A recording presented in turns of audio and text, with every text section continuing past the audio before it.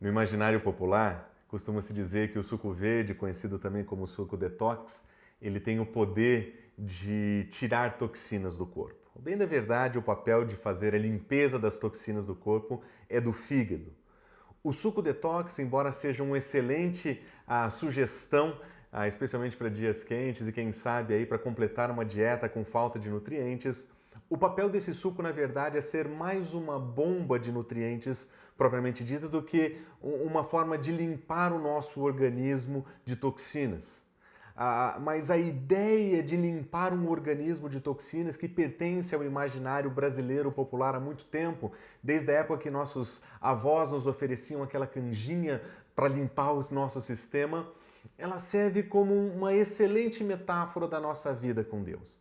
A bem da verdade, nós vivemos em um mundo completamente contaminado, nós vivemos em um mundo completamente tóxico e de uma maneira quase que natural, nós somos também contaminados por isso, nós somos também contaminados por essas toxinas da vida, esses elementos que acabam por destruir a pureza e nós passamos por momentos em que nós precisamos então passar por um processo de desintoxicação. É sobre isso que essa série trata. Essa série com o nome Detox tem esse objetivo.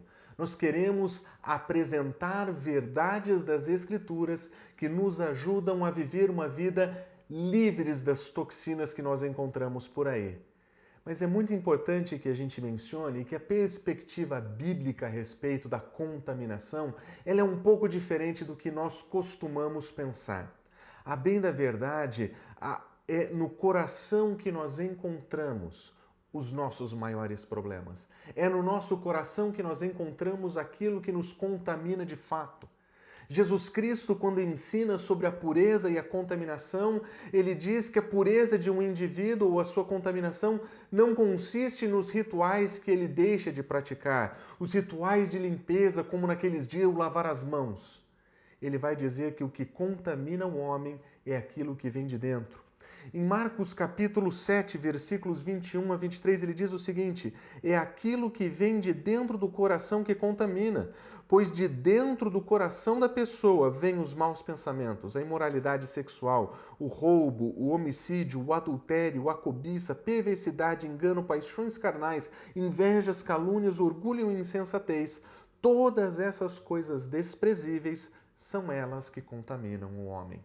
A perspectiva das Escrituras, aquilo que nos contamina nesse mundo está dentro de nós. É dentro de nós que nós encontramos as nossas maiores toxinas, que nós encontramos os maiores elementos tóxicos para a nossa própria vida. E a ideia dessa mensagem é servir como um suco verde, como um suco detox e oferecer uma bomba não de nutrientes, mas uma série de verdades que vão nos ajudar a viver uma vida pura, uma vida não contaminada, uma vida que não é marcada pela toxicidade do pecado. A ideia dessa série é oferecer verdades que desintoxicam a alma. E nessa série nós vamos olhar para dentro, nós vamos olhar para nós. Ao invés de olhar para o mundo no seu estado ruído, nós não vamos nós não vamos ignorar aquilo que acontece ao nosso redor, mas nós vamos voltar os nossos olhos para dentro, porque como Jesus ensina, é daqui de dentro que vem a nossa própria contaminação. E o primeiro assunto que nós gostaríamos de tratar nessa série é o assunto da ansiedade. A ansiedade nós conhecemos muito bem. A ansiedade, de uma forma se tornou uma amiga muito próxima nos dias de quarentena. Na verdade, recentemente, pelo Instituto de Psicologia da Universidade do Rio de Janeiro, uma pesquisa foi apresentada e nessa pesquisa detectou-se o aumento de 80% nos casos de ansiedade clínica tratada no Centro de Psicologia no Brasil. O que significa que nesse período de quarentena nós tivemos um surto de ansiedade nas pessoas. Seja essa ansiedade movida pelo medo, pela incerteza, pelos desafios, o que aconteceu é que nesse momento em que nós somos isolados, nesse momento em que nós passamos a experimentar um novo modo de vida, a ansiedade das pessoas cresceu de maneira muito alta. O responsável por essa pesquisa é o psicólogo chamado Alberto Figueiras. Ele disse o seguinte: isso significa que nós estamos com pelo menos 2 vezes mais pessoas doentes mentalmente do que se comparado fora do período da pandemia. Isso é uma situação bem grave. Bem, na verdade, quando nós olhamos para o nosso redor, não é difícil entender o porquê as pessoas estão ansiosas. Não é difícil perceber que as pessoas estão ansiosas. Eu mesmo posso dizer e posso dar testemunho em primeira pessoa de que a ansiedade se tornou um grande desafio para mim dentro desse período de quarentena. O que nós vamos fazer pensando no futuro? Qual é a direção que nós vamos tomar? Quais são as rotas que nós vamos enfrentar como comunidade? Essas e tantas outras perguntas fizeram parte do meu tempo à noite, fizeram parte do meu sono, tomaram o lugar do meu descanso e como muitos de vocês, muitos de nós, eu também fui tomado por pensamentos de ansiedade, eu também fui tomado por momentos de ansiedade e eu posso dizer que esse é um problema que eu entendo em primeira mão. Mas como é que nós definimos a ansiedade? Se nós pudéssemos dar uma definição para essa ansiedade, qual seria essa definição? E entre os estudos que eu fiz aí nessa última semana, eu percebi que a definição de ansiedade ela é muito interessante. Observe o que eu encontrei nessa revista de psicologia. A ansiedade ela é experimentada como uma inquietação e o pavor crescente resultante da possibilidade da existência de um perigo. A ansiedade é mais do que somente um estado emocional e ele pode se desenvolver uma disfunção psicológica, uma disfunção psicofisiológica. O que essa definição quer dizer? Essa é a definição que eu encontrei numa revista bem conceituada de psicologia chamada Sabatier Research. E nessa pesquisa eu encontrei essa definição que demonstra que a ansiedade ela não é somente um estado de inquietação, um estado emocional, é algo um pouco além disso. Bem da verdade, como seres humanos, nós somos preparados para situações de embate e o nosso organismo reage a situações de perigo como deveria reagir. Quando nós estamos diante de uma situação de perigo, o nosso organismo libera alguns hormônios que nos preparam, seja para lutar ou para fugir desse perigo. E esse processo de nos preparar, seja para lutar ou para fugir, esse processo de preparação para o problema e para o conflito, que é muito importante quando o conflito é real, físico, próximo e iminente, ele também acontece quando nós começamos a pensar sobre os nossos problemas, quando nós começamos a refletir sobre as possibilidades, quando nós somos cercados por medos e incertezas. Nós temos essa injeção de hormônios no nosso sistema nervoso central e nós começamos a reagir como se nós fôssemos nos preparar para um confronto ou, quem sabe, para uma fuga. Mas, na verdade, no momento da nossa ansiedade, isso acontece com perigos que são irreais, imaginados, hipotéticos. E nós entramos em um momento em que nós passamos por esse estágio de prontidão e de estar alerta em momentos em que nós estamos pensando, em momentos que nós estamos refletindo, às vezes deitando a cabeça no travesseiro, atrapalhando o nosso sono, atrapalhando a nossa disposição, atrapalhando o nosso desenvolvimento, atrapalhando o nosso rendimento no trabalho. E aos poucos, esse tipo de pensamento cíclico vai tomando forma, vai tomando espaço na nossa vida e, de repente, nós começamos a desenvolver sintomas fisiológicos. É isso que o autor quis dizer com uma disfunção psicofisiológica. Nós estamos sofrendo de algo que é primeiramente, quem sabe, emocional, mas ele se transforma ali em um problema que é do corpo. E é por isso que tantas pessoas precisam de ajuda a vencer esse processo. Mas é importante dizer que a ansiedade, embora ela possa ser motivada pelo medo, ela é distinta do medo. E nela existe um sentimento generalizado de preocupação. O medo está relacionado à percepção de um perigo existente e iminente. A ansiedade é um sentimento produzido pela incerteza da existência do perigo. Essa diferença é importante, porque a ansiedade, embora relacionada com o medo, ela não é como o medo, ela pode ser movida, ela pode ser promovida pelo medo, mas ela é distinta. O medo trata de alguma coisa que é real, a ansiedade trata de alguma coisa que é incerta. é algo que nós não conhecemos. É a diferença entre ter medo de dirigir um carro porque você esteve em um acidente e você tem medo de passar por uma outra experiência traumática e o medo que você tem de dirigir em função da opinião que as pessoas vão ter a seu respeito. Essa ansiedade que te deixa trêmulo, inseguro ou até mesmo sem capacidade de tomar decisões no momento de dirigir. Essa é a diferença que nós diríamos entre o medo e a ansiedade. E a ansiedade também é distinta da depressão.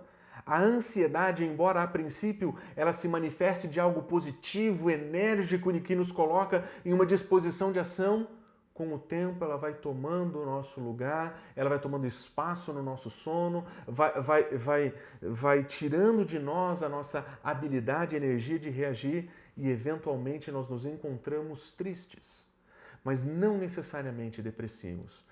Em uma pesquisa recentemente realizada por um autor chamado Rainwater, ele disse o seguinte, que a melhor maneira de se entender a relação entre a ansiedade e o estresse, ou quem sabe a depressão, é que a ansiedade ela é geralmente a primeira reação diante de uma situação de estresse, mas que com o tempo, se não tratada, não controlada, ela se torna mais do que somente uma reação e passa a se tornar um modo de ação, e esse modo de ação pode levar o indivíduo a um estado de depressão. Por isso que não é à toa que muitos daqueles que iniciam o seu problema emocional com ansiedade acabam sendo diagnosticados posteriormente como tendo caso de depressão. A ansiedade definida nesses termos, tal como nós olhamos nas definições da psicologia, elas nos ajudam a entender aquilo que acontece ao nosso redor. Porque nós vemos isso acontecendo nas pessoas da nossa volta. Nós vemos que elas estão mais ansiosas. As incertezas, os medos, as preocupações começaram a tomar conta, o trabalho sem parar, o sono mal realizado. E agora nós estamos vivendo uma experiência de uma sociedade, um grupo de pessoas provavelmente muito grande sofrendo com esses elementos. E quando se define os sintomas desse processo de ansiedade, olha só o que nós encontramos. De acordo com a Revista Brasileira de Psicologia, os sintomas mais brandos de uma ansiedade seriam o nervosismo, a irritabilidade, a tristeza, a angústia, o sofrimento por antecipação, dificuldade de concentração, falta de ar, sudorese, tremores, sensação de sufocação, medo de perder o controle, coração acelerado, dores musculares e preocupação. Observe essas palavras, sofrimento por antecipação, medo, preocupação, são todos os elementos que nós vemos o tempo todo quando nós olhamos para fora. É isso que nós mais encontramos nesse tempo de incerteza da pandemia. O que vai acontecer com o mercado, como ele vai reagir, como minha empresa vai reagir, como as pessoas que trabalham comigo vão reagir nesse momento, como que nós vamos enfrentar, como que nós vamos mudar o que nós fazemos, como nós vamos nos adaptar. E todas essas preocupações, esses sofrimentos por antecipação e até mesmo o medo do que pode vir a acontecer, são sintomas brandos de uma ansiedade incipiente. Esse nervosismo, irritabilidade, são coisas que nós vemos acontecer o tempo todo, tendo crianças fazendo homeschooling, fazendo escola dentro de casa, estudando de modo digital. Nervosismo, irritabilidade e tristeza fazem basicamente parte do dia a dia. Acontece quase que todos os dias. Não é à toa que as pessoas estão vivendo crises fortíssimas de ansiedade. Mas esses sintomas que começam brandos podem se desenvolver.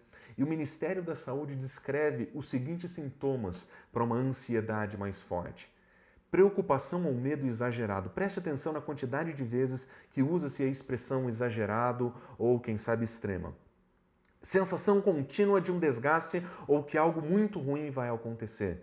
Preocupação exagerada com saúde, dinheiro, família, trabalho. Medo extremado de algum objeto ou situação em particular. Medo exagerado de ser humilhado publicamente. Falta de controle sobre os pensamentos. Imagens ou atitudes que se repetem independentemente da vontade na nossa mente.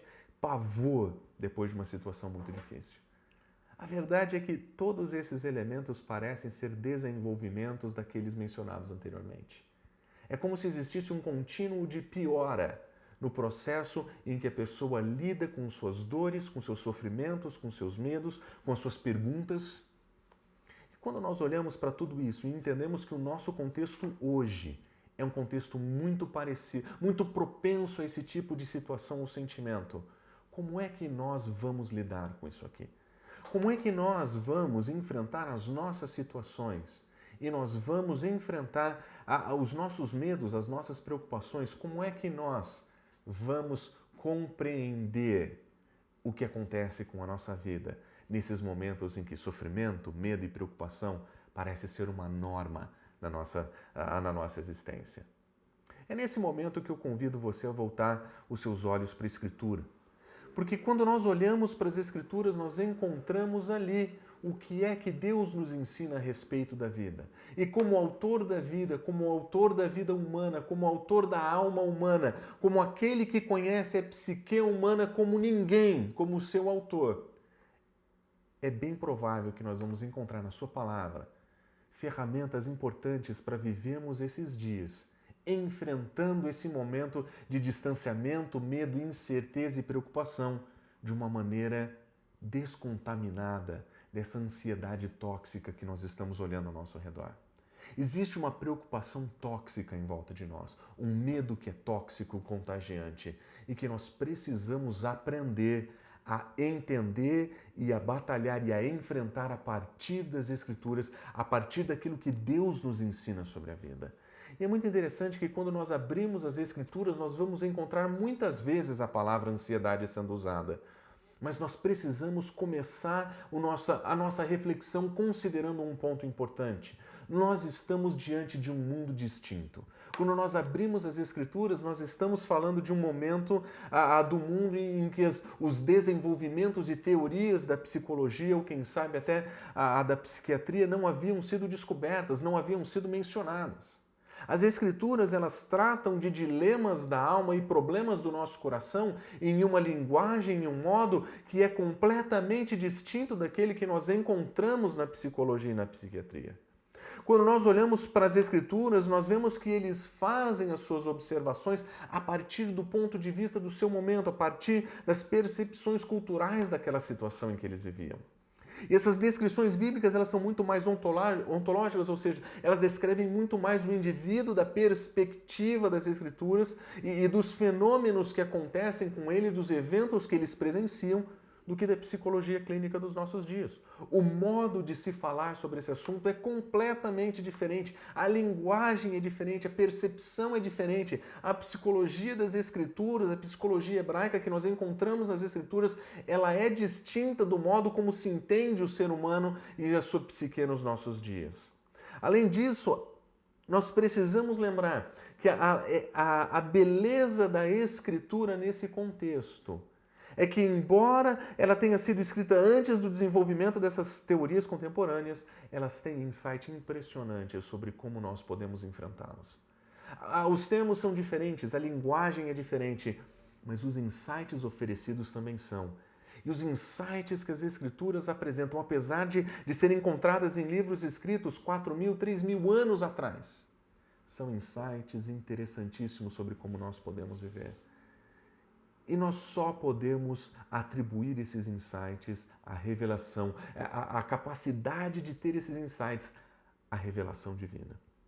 O nosso Deus, que nos conhece muito bem, revelou na sua palavra esses insights, essa sabedoria, para que eu e você hoje, anos mais tarde, pudéssemos fazer proveito da sabedoria e do conhecimento de Deus para a nossa vida hoje. Enquanto nós enfrentamos os nossos medos, enquanto nós enfrentamos os nossos perigos, os nossos sofrimentos, enquanto nós vivemos em um momento, em um período de ansiedade.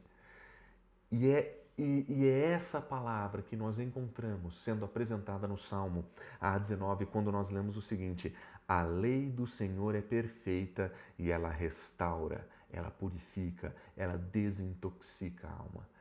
É nessa palavra que nós vamos encontrar purificação para essas toxinas que a ansiedade libera, para isso que nasce no nosso coração e precisa de um tratamento apropriado.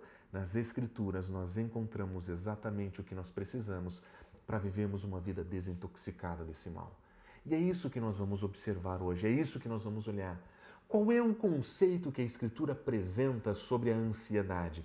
Como a Escritura a define? Observe, quando nós olhamos os vocábulos, e são vários os vocábulos usados no Antigo e Novo Testamento, os principais no Antigo Testamento são 3, mas no Novo Testamento são um pouco mais de 27 termos associados a diferentes reações emocionais que descrevem de alguma forma ou parcialmente aquilo que nós chamaríamos de ansiedade.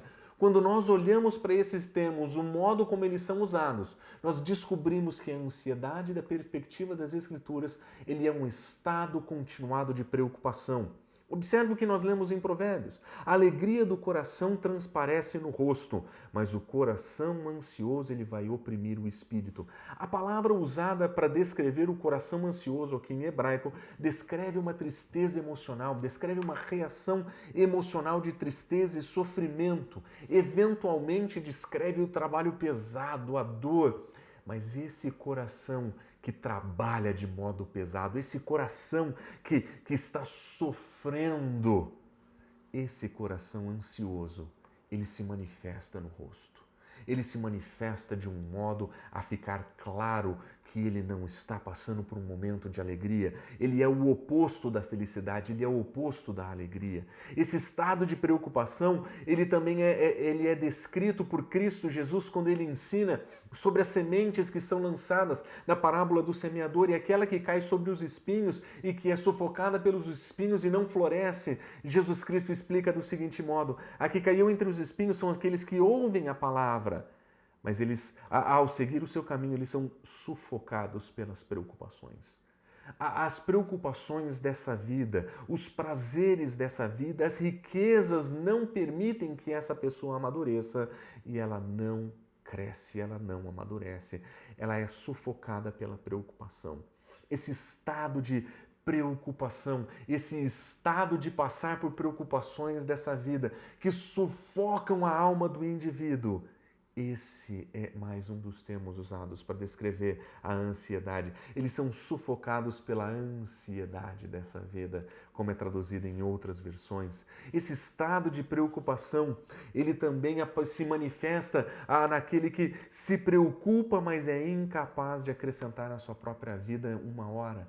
Ele pensa, ele avalia, ele considera, ele pensa nos problemas, ele avalia situações, mas no final das contas ele não consegue resolver, ele não consegue aumentar nem sequer uma hora a sua própria vida. Por mais que se preocupe, por mais que se dedique, a sua vida seguirá o curso que ela tem que seguir. Jesus Cristo não fala isso como se ele fosse contrário ao planejamento e à preparação. Ele diz que a preocupação em demasia com aquilo que é secundário é sufocante. Esse estado de preocupação que muitas vezes nós vivemos, ele sufoca a vitalidade da nossa alma e ele nos coloca em uma situação em que, ainda que a gente quisesse conseguir ou conquistar alguma coisa, bem da verdade é que nós não acrescentaremos nenhuma hora à nossa própria alma.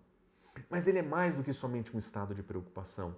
É um estado de preocupação que é motivado pelo medo, que ele é impactado pelo medo, ele é um sofrimento emocional. Jó é um desses personagens bíblicos que sofre profundamente, ele perde tudo, ele perde todos os seus bens, ele perde todos os seus familiares, ele literalmente perde a sua saúde, ele perde tudo, ele fica sem absolutamente nada. E nesse momento de profunda dor que ele vive, ele olha para os céus e pergunta por quê? Por que isso acontece? Ele tem perguntas que não são respondidas. Os seus amigos encontram a culpa nele como se ele fosse culpado das mazelas que acontecem ao seu redor.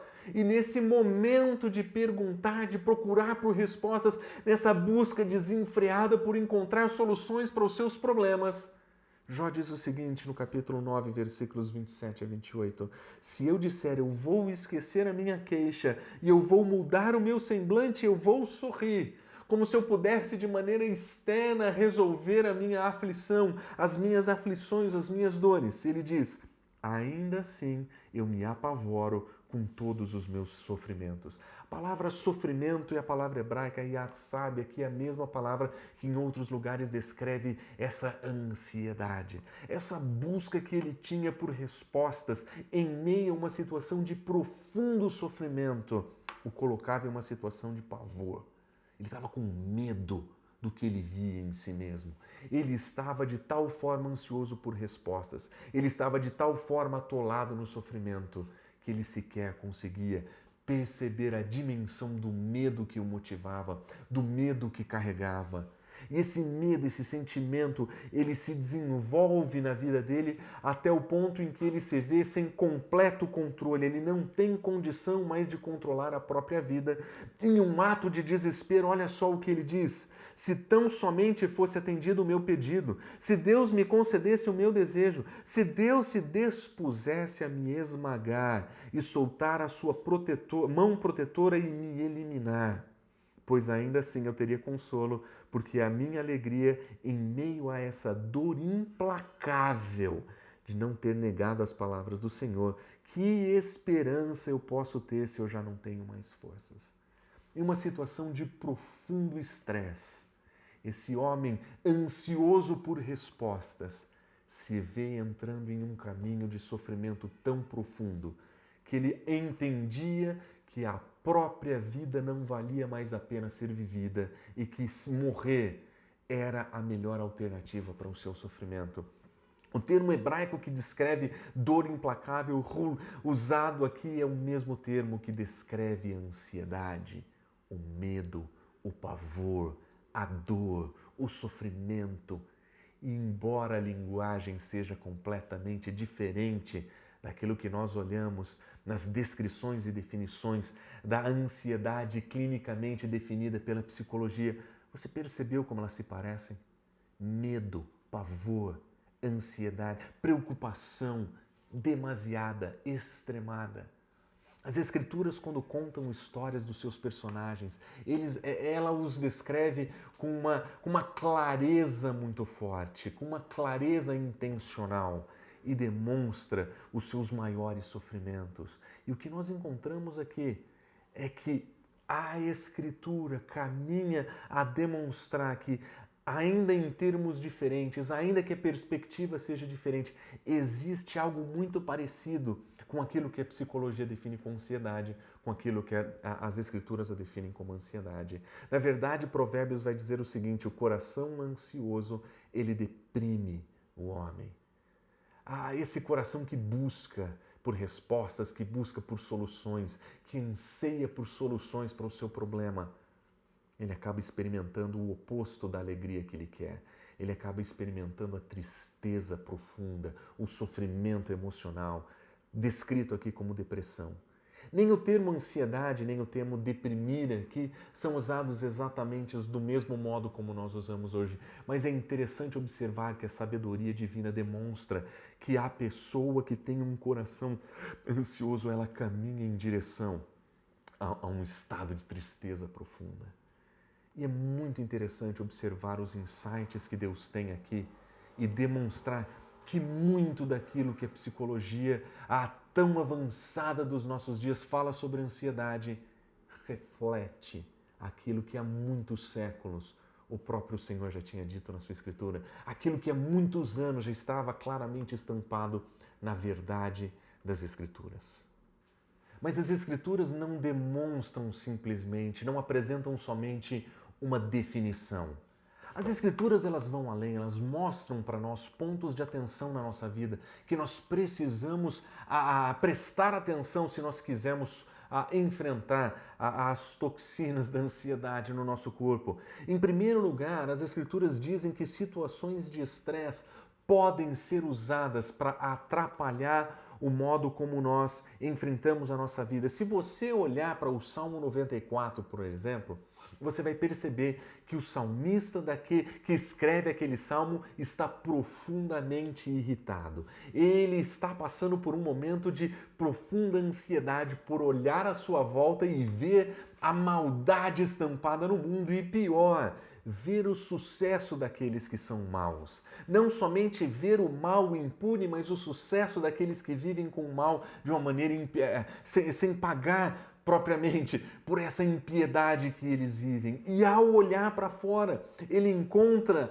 a expectativa de que, quem sabe, um dia o Senhor intervenha e venha a tratar com os orgulhosos, com os ímpios, com os arrogantes, aqueles que oprimem os pobres, matam viúvas, os estrangeiros e os órfãos, aqueles que estão usando do seu poder e da sua autoridade para agir de modo injusto. O salmista está profundamente irritado com isso. Ele olha para fora e o coração dele fica irritado, profundamente irritado.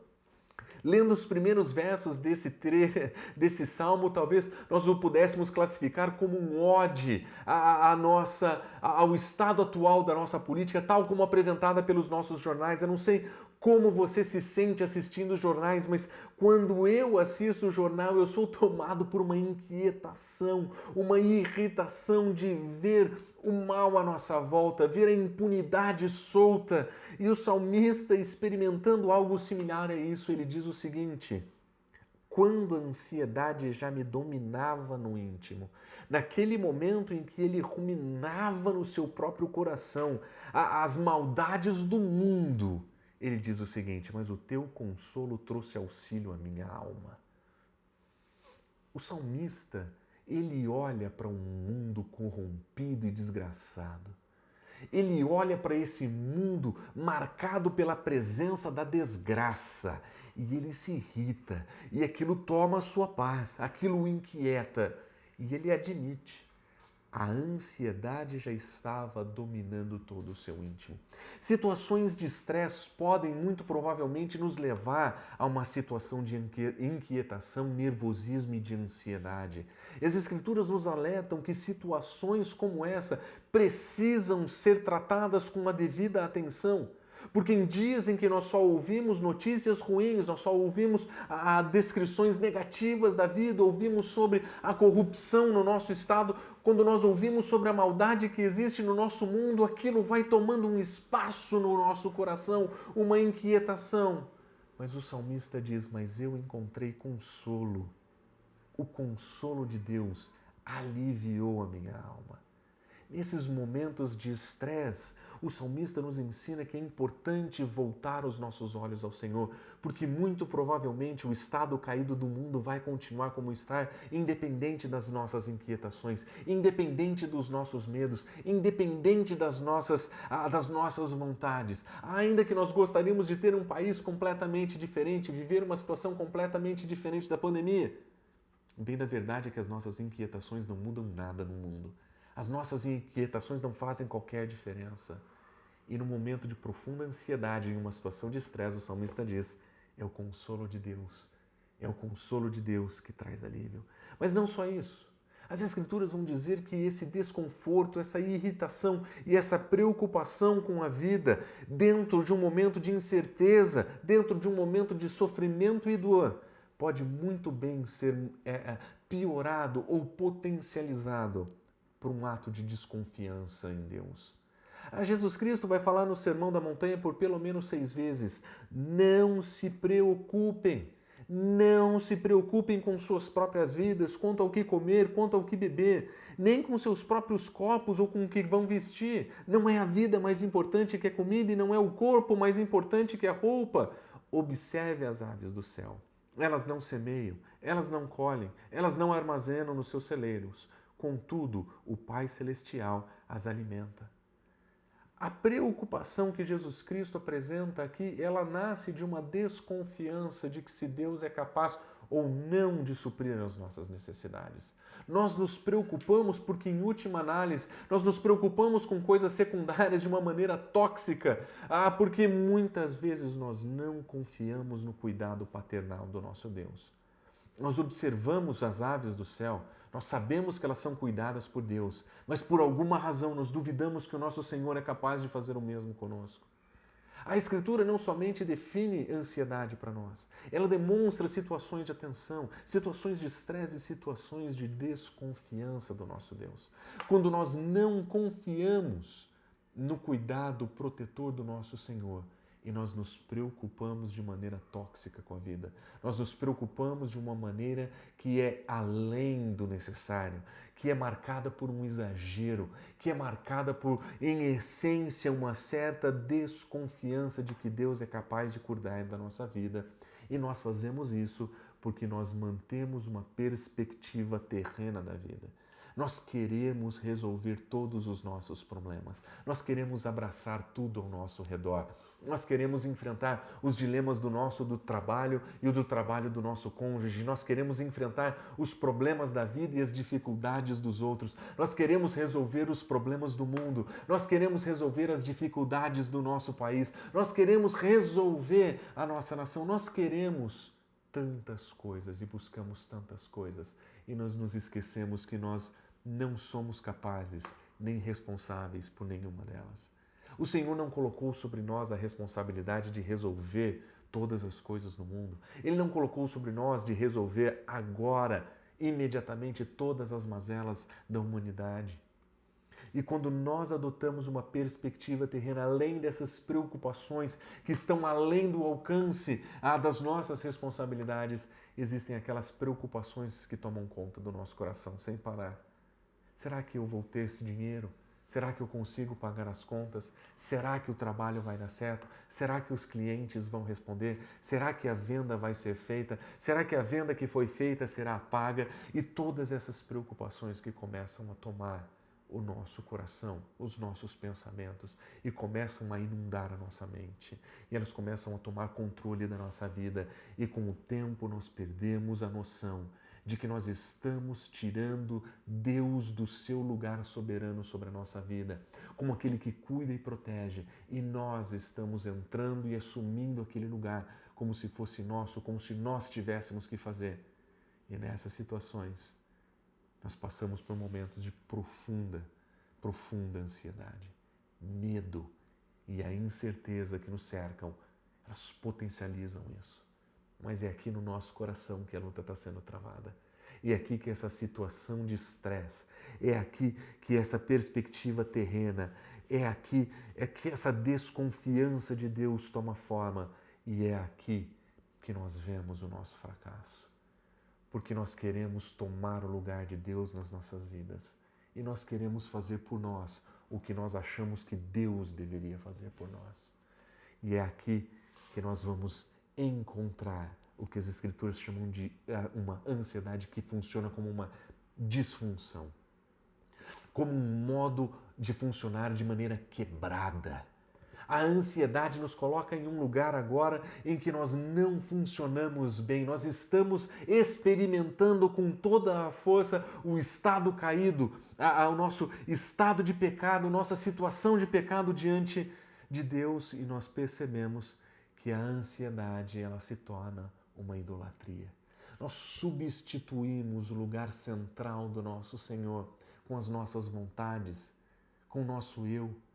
E nós colocamos ali toda a nossa energia, toda a nossa dedicação e nós trabalhamos incansavelmente para resolver tudo. Nós pensamos e planejamos incansavelmente para resolver tudo. Nós procuramos meios, alternativas, outras rotas e a preocupação toma tamanho lugar no nosso coração que nós não conseguimos mais confiar no nosso Deus. O cuidado que Ele tem para oferecer não é tão bom quanto aquele que eu posso oferecer para mim. E aquela desconfiança e aquela perspectiva terrena se torna então em uma idolatria. Jesus Cristo, quando Ele fala sobre a ansiedade, Ele diz o seguinte: não acumulem para vocês tesouros na terra, onde a traça e a ferrugem corroem, mas Ele oferece uma nova perspectiva. Ele diz, mas acumulem para vocês tesouros no céu. Por quê? Porque onde estiver o seu tesouro, ali vai estar seu coração. E essa expressão de Jesus Cristo é muito forte. Porque aquilo que nós valorizamos, que nós damos maior valor e maior ênfase, é aquilo que vai tomar conta do nosso coração.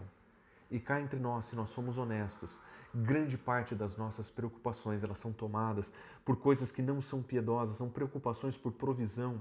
Será que nós vamos conseguir? Será que nós vamos vencer? Será que o salário vai dar? Se eu sobre performance, se eu trabalhar mais, se eu fizer mais, se eu conseguir mais, ou quem sabe sobre a nossa própria reputação. As pessoas não podem pensar de mim que eu sou menos do que eu sou. Grande parte das nossas preocupações é motivada por performance, provisão ou reputação. Nós estamos preocupados demais com o que as pessoas pensam a nosso respeito. Nós estamos preocupados demais com as atividades que nós fazemos, com a qualidade das atividades que nós fazemos, com o serviço que nós prestamos, com aquilo que nós esperamos das pessoas a quem nós servimos. Grande parte da nossa vida é investida com preocupações que descreve exatamente aquilo que nós valorizamos. E a ansiedade, ela é somente um modo de revelar aquilo que nós realmente valorizamos. Nós não valorizamos o cuidado de Deus como deveríamos. Nós não valorizamos a provisão de Deus como nós deveríamos. Nós experimentamos o seu cuidado e a sua provisão todos os dias até ontem, mas nós duvidamos que Ele seja capaz de fazer isso amanhã. E porque nós desvalorizamos o cuidado de Deus e nós acreditamos que a nossa provisão, a nossa performance vai resolver, nós deixamos de confiar no nosso Senhor e nós colocamos ali no centro do nosso coração aquilo que é mais importante para nós, a nós mesmos, as nossas vontades, os nossos modos e meios de resolver. A ansiedade nada mais é que a manifestação de uma idolatria, de que no lugar do cuidado soberano de Deus existe uma responsabilidade individual de controlar o mundo e o mundo ao meu redor. Mas não somente isso. A ansiedade é também uma forma de fracasso, um fracasso em reconhecer o cuidado paternal de Deus. Vocês se preocupam com as suas roupas, vejam como crescem os lírios dos campos. Eles não trabalham, eles não tecem, contudo eu lhes digo que nem Salomão, em todo o seu esplendor, se vestiu como um deles. Se Deus veste assim a erva do campo, que hoje existe e amanhã é lançada no fogo, não vestirá muito mais a vocês, homens de pequena fé. Jesus Cristo, quando confronta a ansiedade dos seus discípulos, ele diz o seguinte: vocês estão preocupados com as suas próprias roupas, mas vocês estão esquecendo que Deus é quem cuida de vocês. Existe um problema de fé na vida das pessoas. Existe um fracasso em reconhecer essa provisão paternal, esse cuidado de Deus, de tal forma que Jesus Cristo descreve esse problema como um problema de falta de fé. É como se o indivíduo não confiasse verdadeiramente na soberania de Deus. Porque uma coisa é dizer eu confio na soberania, eu confio no cuidado, mas estar diante do problema e de fato confiar, e de fato defender, e de fato esperar por Deus são coisas completamente diferentes. Falar é muito fácil, colocar em prática é muito mais difícil. E no momento dos sofrimentos, das incertezas e dos medos é que nós vemos essa ansiedade nascendo no nosso coração de modo tóxico e contaminando as nossas vidas. Porque no fundo nós idolatramos a nós mesmos. Nós fracassamos em reconhecer a provisão divina e nós fracassamos em perceber também que essa atitude da ansiedade é, em última análise, uma ofensa contra o próprio Deus. Jesus Cristo diz: pois não se preocupem dizendo o que vamos comer, o que vamos beber ou o que vamos vestir. A razão é porque os pagãos é que correm atrás dessas coisas. A palavra pagão aqui descreve aquele que não conhece a Deus, aquele que não conhece a Cristo, aquele que não tem alternativa de descansar na graça de Deus, aquele que não tem a alternativa de experimentar a provisão divina, que não tem a alternativa de experimentar e depender do cuidado de Deus. E essa disfunção que a Escritura apresenta a respeito da ansiedade como uma idolatria, como um fracasso em reconhecer a soberania divina, ele é também, em última análise, uma ofensa contra o próprio Deus. O Senhor Jesus, quando ele ensina sobre a ansiedade, ele também diz: não se preocupem dizendo o que vamos comer, o que vamos beber, o que vamos vestir, pois são os pagãos que correm atrás dessas coisas. O termo pagão aqui descreve aquele que não conhece a Deus, aquele que não tem o privilégio, a oportunidade, a ocasião para depender de Deus e do seu cuidado, para depender do cuidado paternal que ele tem com os seus. Esse é o indivíduo que não tem como experimentar desse cuidado que ele tem conosco como filhos.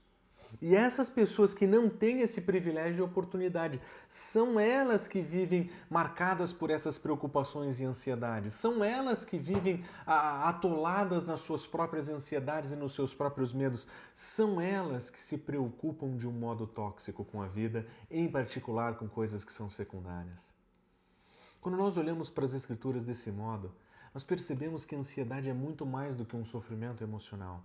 Ela é também, na sua raiz, uma atitude de ofensa contra o próprio Deus, um fracasso em reconhecer o seu cuidado e um modo de idolatria nos colocando no centro do universo, no centro do trono da vida, como se nós pudéssemos resolver todas as coisas. E é por isso que nós precisamos reconhecer que a ansiedade, tóxica como é, ela mora no nosso coração, ela nasce no nosso coração e é ela que nos contamina. São os medos e os anseios de coisas que estão à nossa volta, que podem provocar sentimentos e pensamentos. Mas a bem da verdade, a ansiedade nasce dentro de nós. Ela está conosco e ela acontece na nossa vida muitas vezes de uma forma desagradável, em uma forma de disfunção de vida.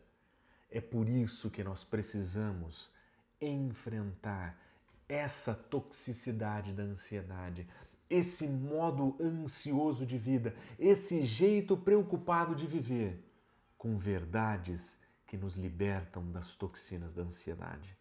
Existem várias verdades, mas eu gostaria de apresentar, para finalizar, 6 verdades que libertam a nossa vida, que nos ajudam a viver uma vida desintoxicada da ansiedade. A primeira verdade é que nós precisamos confessar aquilo que tem tomado o lugar de Deus na nossa vida. A bem da verdade nós sabemos, o nosso Deus, ele está sempre pronto para nos perdoar. E quando nós olhamos para a ansiedade do modo como a Escritura nos ensina, a partir do insight da sabedoria divina, nós percebemos que grande parte daquilo que nós sofremos, grande parte daquilo com o que nós nos preocupamos, ela nasce de desejos pecaminosos do nosso coração. E desse modo, a melhor maneira de viver uma vida livre da ansiedade é a confissão. Em 1 João, capítulo 1, versículo 9, nós lemos: se nós confessarmos os nossos pecados, Ele é fiel e justo para nos perdoar os nossos pecados e nos desintoxicar de toda injustiça. O nosso Senhor é capaz de limpar a nossa vida. O Senhor é capaz de purificar. É pegar aquilo que está contaminado e purificar. É pegar aquilo que é tóxico na nossa vida e desintoxicar. A confissão: Senhor, eu sou ansioso, eu me preocupo com o que eu não preciso, eu não me lembro do teu cuidado, eu não me lembro da tua proteção. E quando eu ajo dessa forma, Senhor, eu tomo o teu lugar na minha vida. Eu quero abraçar o mundo. Eu quero resolver todos os problemas. Eu tenho pecado contra ti. A confissão é um bom começo, mas não pode ser somente isso.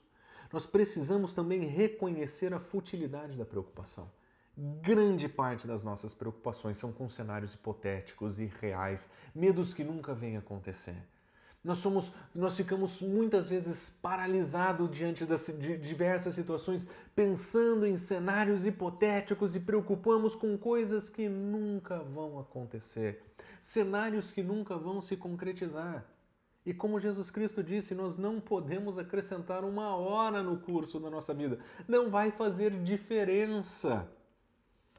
Quando nós lembramos que o Senhor está no controle, que nós entregamos o nosso controle da nossa vida nas mãos do Senhor, nós precisamos reconhecer que perder tempo com a preocupação não vale a pena, não nos ajuda. Nós precisamos reconhecer que essa preocupação ela tem tomado lugar demais na nossa vida. Além disso, nós precisamos cultivar um crescente entendimento da paternidade de Deus. Deus é nosso Pai, Ele nos trata como filhos. Se nós que somos maus sabemos dar boas coisas para nossos filhos, imagina o nosso Pai que está nos céus, imagina o nosso Senhor que é dono de todas as coisas. Ele cuida de nós e Ele nos trata como filhos. Todas as vezes que Jesus Cristo apresenta no Sermão da Montanha uma frase sobre, Ele nos alerta para que não nos preocupemos, Ele também diz: é o Pai Celestial que alimenta, é o Pai Celestial quem cuida, é o Pai Celestial quem provê. Ele sempre lembra do cuidado paternal do nosso Senhor e nós precisamos cultivar esse entendimento que nós nos relacionamos com nosso Senhor como um filho se relaciona com o Pai. Nós temos liberdade de conversar com nosso Pai, nós temos liberdade de nos aproximar dele e nós podemos cultivar esse relacionamento, essa proximidade com nosso Deus. Nós podemos entregar a Deus tudo aquilo que nós não podemos controlar. A resposta que Pedro oferece para a ansiedade é essa: lance sobre ele toda a ansiedade, porque ele tem cuidado de vocês. O cuidado de Deus não vai faltar. E nós podemos lançar sobre Deus. E como nós podemos fazer isso? Paulo nos ensina: não andem ansiosos por coisa alguma, mas em tudo, pela oração e súplicas e ações de graça, apresentem os seus pedidos a Deus. Como filhos, nós podemos colocar os nossos pedidos diante de Deus, nós podemos nos voltar diante do nosso Senhor e falar: Senhor, nos ajuda, Senhor, atende a nossa oração, Senhor, atende o nosso sofrimento, lembra-te de nós, Senhor, volta os teus olhos, inclina o teu ouvido, Senhor, olha para nós. Nós podemos entregar para Ele aquilo que nós não podemos controlar. O mundo continua ruim, a política continua ruim, o estado de afastamento social e distanciamento continua ruim. Nada disso vai mudar. Nós não vamos gastar nenhum centímetro se preocupando com isso. E nós vamos entregar para o Senhor todas as nossas preocupações. Nós vamos também mudar a nossa perspectiva. Nós precisamos olhar para a vida com um outro olhar. Quando Jesus Cristo ensina sobre a ansiedade, ele diz que nós não devemos nos preocupar, que nós não precisamos nos preocupar, que são os pagãos que procuram essas coisas, mas ele termina dizendo: busquem em primeiro lugar o reino de Deus. Se o nosso coração estiver no lugar certo, se as nossas prioridades estiverem no lugar certo, nós não precisaremos nos preocupar. Se nós buscarmos o Senhor em primeiro lugar, todas essas outras coisas que nós nos preocupamos tanto, Ele vai acrescentar na nossa vida a seu modo, a seu tempo, porque Ele cuida de nós, como um pai cuida dos seus filhos. E por fim eu diria, nós precisamos aprender a esperar pela manifestação de Deus nas nossas vidas. Muitas vezes, as nossas preocupações e ansiedades, elas vêm da nossa necessidade de resolver tudo muito rápido. E nós não queremos esperar. Nós precisamos esperar a vontade de Deus, a ação de Deus, a manifestação de Deus. Nós que confiamos no seu cuidado e na sua provisão, precisamos esperar para que Ele manifeste a seu tempo a sua provisão e o seu cuidado. Em 2 Coríntios, Paulo nos diz o seguinte: é por isso que nós não nos desanimamos. Embora exteriormente nós estamos desgastados e interiormente nós somos renovados dia após dia. Por fora a gente está sofrendo absurdo, estamos sendo perseguidos, nós estamos sofrendo com essas perseguições, nós já passamos por naufrágios, nós já passamos por açoites. Por fora nós estamos destruídos e cansados, mas por dentro nós estamos renovados. Pois os nossos sofrimentos, olha como ele diz, leves e momentâneos, estão produzindo em nós uma glória eterna que pesa mais do que todos esses sofrimentos.